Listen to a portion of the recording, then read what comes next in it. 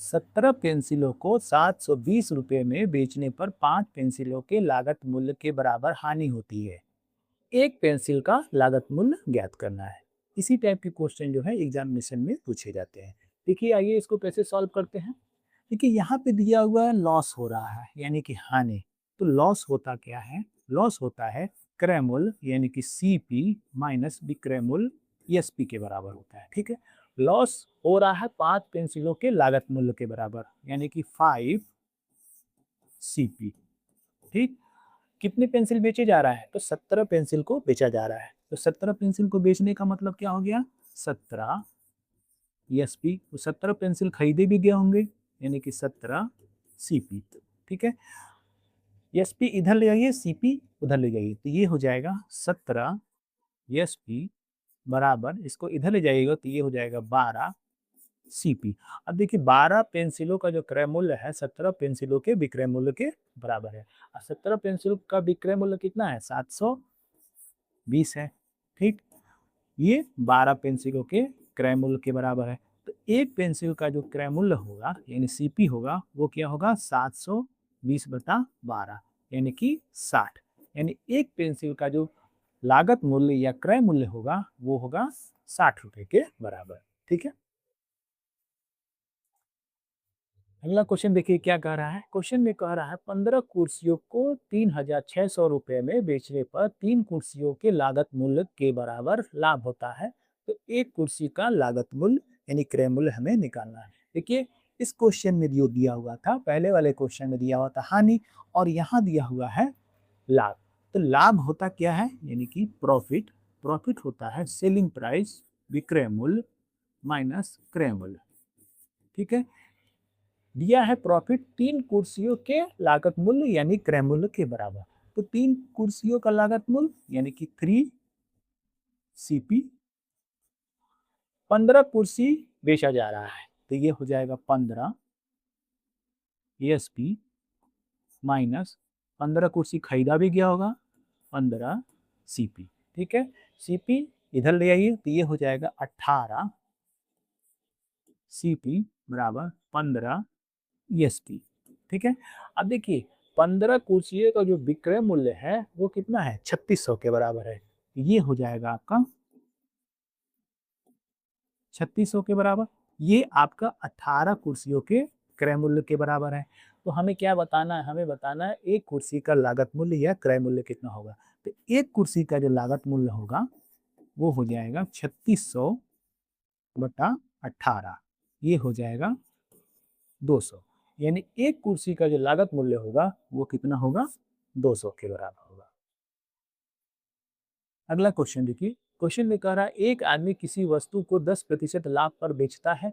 यदि उसने इसे 20% कम में खरीदा होता और 20 रुपये अधिक में बेचा होता तो उसे 40% का लाभ होता। वस्तु का प्रारंभिक क्रय मूल्य ज्ञात कीजिए। देखिए मान लीजिए वस्तु का जो प्रारंभिक क्रय मूल्य यानी कि सीपी है आपका 100 रुपये है। ठीक है, 10% लाभ पे बेचता है, एसपी हो जाएगा आपका 110।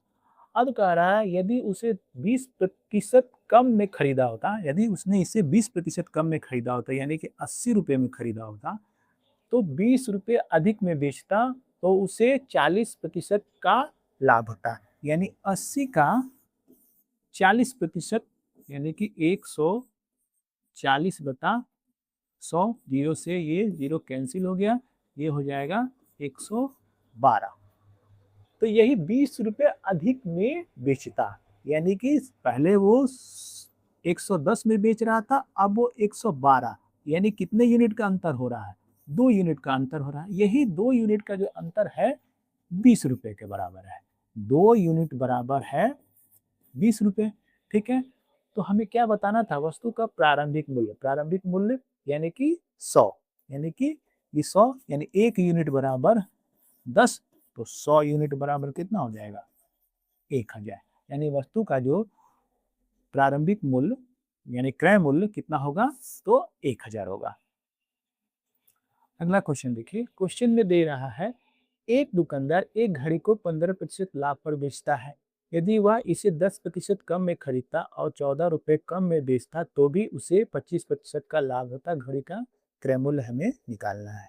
ठीक है, मान लीजिए घड़ी का जो क्रय मूल्य है 100 रुपया है।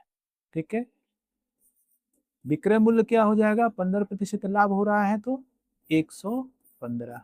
ठीक है, अब इसे मान लीजिए 10% कम में खरीदता है तो 10% कम यानी कि 90 रुपये में खरीदता है तो भी उसको 25% का लाभ हो रहा है।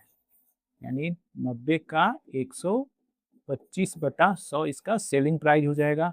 ये 25 से काट दीजिए 5 बार में और ये 4 बार में, ये हो जाएगा आपका 450/4, ये हो जाएगा 112.5। अब देखिए पहले सेलिंग प्राइस 115 था, अब सेलिंग प्राइस कितना हो गया 112.5। यही जो अंतर है वही 14 रुपये के बराबर है, यानी कि 14 रुपये कम में बेचता है। तो ये अंतर कितना हो रहा है, ये अंतर हो रहा है 2.5 का। यही 2.5 जो अंतर हो रहा है वो 14 के बराबर है। तो हमको क्या निकालना था, हमें निकालना था घड़ी का क्रय मूल्य। तो घड़ी का क्रय मूल्य यानी कि 100, तो 100 बराबर कितना हो जाएगा, तो ये 14/2.5 गुने 100, ये दशमलव जीरो बढ़ गया, ये हो जाएगा 40, 14 चौके 56 यानी कि 560। यानी घड़ी का जो क्रय मूल्य होगा वो कितना होगा, 560 होगा। अगला क्वेश्चन देखिए क्या कह रहा है। क्वेश्चन में कह रहा है एक व्यक्ति 5 रुपये में 6 की दर से कुछ केले खरीदता है और उन्हें 6 रुपये में 5 की दर से बेच देता है। उसका लाभ या हानि प्रतिशत निकालना है हमें। ठीक, इसको कैसे करेंगे, यहाँ लिख दीजिए क्वांटिटी और यहाँ लिख दीजिए प्राइस। पहला क्या कर रहा है, तो 6 केले 5 रुपये में खरीद रहा है और 5 केले 6 रुपये में बेच दे रहा है। 5 केले 6 रुपये में बेच दे रहा है। क्रॉस मल्टीप्लिकेशन कर दीजिए, ये हो जाएगा 25 और ये हो जाएगा 36। यानी 25 रुपये में खरीद रहा है, 36 रुपये में बेच रहा है, तो उस समय क्या होगा, उसका प्रॉफिट होगा। अब प्रॉफिट कितना होगा, प्रतिशत में निकालना है। कितना हो रहा है ये हो जाएगा आपका 11 बटा कॉस्ट प्राइस, इसका ये आपका सीपी है और ये आपका एसपी है, बटा 25 गुने 100।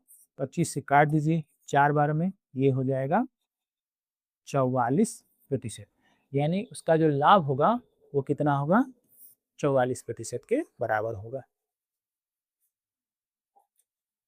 अगला क्वेश्चन देखिए। क्वेश्चन में कह रहा है 5 रुपये में 4 की दर से कुछ पेन खरीद कर उन्हें 4 रुपये में 5 की दर से बेच दिया जाता है। इस सौदे में कितने प्रतिशत का लाभ या हानि होगा। ठीक है, इस क्वेश्चन को भी पहले वाले क्वेश्चन की तरह करेंगे। क्वांटिटी लिख देंगे, प्राइस लिख देंगे। 4 5 रुपये में पेन खरीदा जा रहा है, ठीक, और ये 5 जो है 4 रुपये में बेच दिया जा रहा है। क्रॉस मल्टीप्लिकेशन कर देंगे, ये हो जाएगा 25 और ये हो जाएगा 16। 25 का खरीदा जा रहा है, 16 का बेच दिया जा रहा है। ये आपका कॉस्ट प्राइस है और ये आपका सेलिंग प्राइस है। ठीक, तो यहाँ से कितने का लॉस हो रहा है, तो 9 रुपये का लॉस हो रहा है।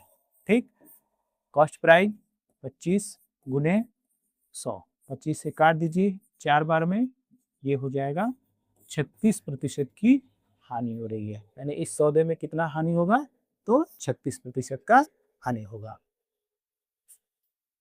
अगला क्वेश्चन देखिए। क्वेश्चन में क्या कह रहा है। क्वेश्चन में कह रहा है एक व्यक्ति 3 रुपये में 4 की दर से कुछ संतरे खरीदता है और 4 रुपये में 5 की दर से बेच देता है। यदि उसे पूरे सौदे में 18 रुपये का लाभ होता है तो उसने कितने संतरे खरीदे थे, हमें निकालना है। लेकिन सबसे पहले हमें टोटल संतरे मालूम होने चाहिए। तो टोटल संतरे निकालने के लिए 4 और 5 का हम लोग एलसीएम ले लेंगे, यानी कि टोटल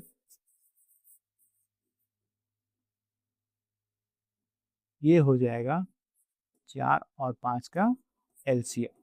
ठीक, ये हो जाएगा आपका 20। अब यहाँ लिख दीजिए क्वांटिटी और ये प्राइस।